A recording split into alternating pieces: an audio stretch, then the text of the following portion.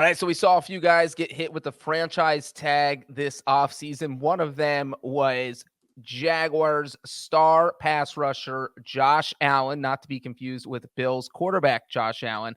I cannot believe, you would not believe, Tyler, how many people confuse that. I have gotten tweets from people who were just, I'll mention Josh Allen from Jacksonville in a story, and they'll just say, "Are you an idiot? Josh Allen plays for Buffalo." And I don't even respond because it's like you feel so bad. You don't want to offend anyone, and just you send them a link to the roster and just be like, "Look, man, I trust me. There's a Josh Allen in Jacksonville." But he signs a massive deal, 5 years. It can be worth up to $150 million if he hits every incentive. But the key part is that it includes $88 million in guaranteed money. That is quite the contract for him.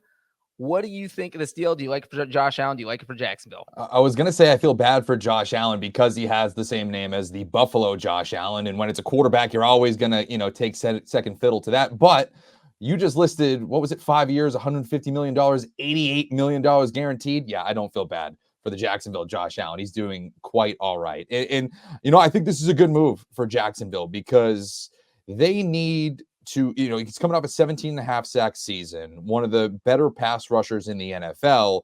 And this is a team that needs to start disrupting the quarterback as often as they possibly can, because this AFC South, for as much as we've dogged on it, it feels like over the last decade or so, it's starting to be a formidable division when you have CJ Stroud that you have to deal with, Anthony Richardson, who is not going to be an easy guy to take down if he stays to his level, or what we think he could be as a quarterback in Indianapolis. And then with Will Levis, they have a ton of weapons there. You have Tony Pollard now. You have Calvin Ridley. You have DeAndre Hopkins. You're going to need to get into that backfield to disrupt Will Levis just as much as the rest of them, too. So if you're Jacksonville, you're looking at this division and say, how do we combat this new and improved quarterback play? Well, let's keep this guy around that had 17.5 sacks a year ago. Yeah, you absolutely cannot let your star pass rushers walk. That is the most important position on defense in the NFL in this day and age. You have to be able to get after the passer. Josh Allen has proven he can do that. He's had at least 7 sacks in 4 of his 5 NFL seasons. And as Tyler mentioned, including that 17.5 in 2023, kind of a breakout season. But he had 10.5 as a rookie. So he's really put together 5 good years, definitely deserving of this contract. And so I think this is a good move by Jacksonville, because now you don't have to worry about what you're going to do next year. You don't have to play the tag dance again, and you got your best defensive player under contract. And, Josh Allen, you got $88 million in your bank account. So this is obviously a good move for you.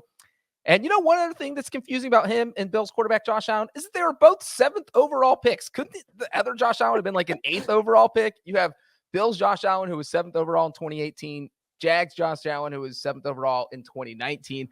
It is just so confusing, right? You know what the more confusing thing is when you go on like Pro Football Reference to try to find the play. They don't have the position next to them. So it just says Josh Allen X year when they entered the league to, present or whatever. So yeah, I probably should know exactly when Buffalo Josh Allen entered the league and Jacksonville Josh Allen entered the league. But sometimes you get confused. And when you're looking up Josh Allen, whichever Josh Allen you want stats, you end up on the wrong one. So I would wish Pro Football Reference, this is small gripe for us football writers, but if you could just put their positions next to the name, we wouldn't run into that problem. Yes, and very small gripe, because Pro Football Reference is an amazing website. And once you click through to the player's name, the position is right there, just not when you're looking for it. All right, and so that leaves us with 2 players, Antoine Winfield Jr. and T. Higgins, as the only franchise tag players who do not have a long-term deal yet. So I think I know the answer to this, but I'm going to ask you anyway. Who do you think gets a deal done first? How do you think these 2 situations play out? I think Antoine Winfield Jr. gets extended first. There's already reports that they were optimistic that they were, both sides, the Buccaneers and Winfield, were able to come to some type of an agreement, whether that's, an earth-shattering, market-setting deal.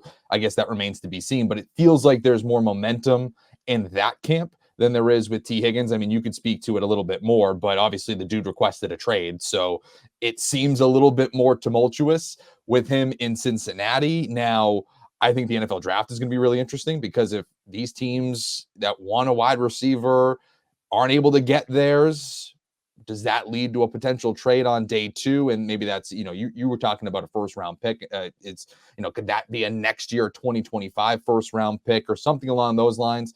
I just think the NFL draft is going to be really interesting for T. Higgins. For Winfield, I feel like it's almost a matter of time before he and the Bucs come to terms on a deal. Yeah, that seems like something that might even happen before the NFL draft. Because if you are the Buccaneers, you want to know going into that, do we need to replace him? Do we need to look toward the future, or are we going to get Winfield under contract for the next 4 or 5 years? So I wouldn't be surprised at all if we see that happen in the next 2 weeks before April 25th when the draft kicks off in Detroit. As for T. Higgins, man, I don't know how I feel about the situation. I will be surprised if he gets a long-term deal. I will be surprised if he gets traded. I think this will turn out like the Jesse Bates situation where he plays on the franchise tag and then maybe walks after the upcoming season. But as you said, the draft really is the key here because if the Bengals get an offer, they can't refuse. You said it. If a team needs a receiver and they don't get the guy they want, so now they're thinking, maybe we need to call Cincinnati about T. Higgins. Do I think that the Bengals will say yes anything that doesn't involve a first-round pick? Probably not. But if you throw in a second-round pick and a player, that could change things. So there is definitely a dynamic that could switch that up. But I do think it will take a hefty offer to pry T. Higgins away from the Bengals.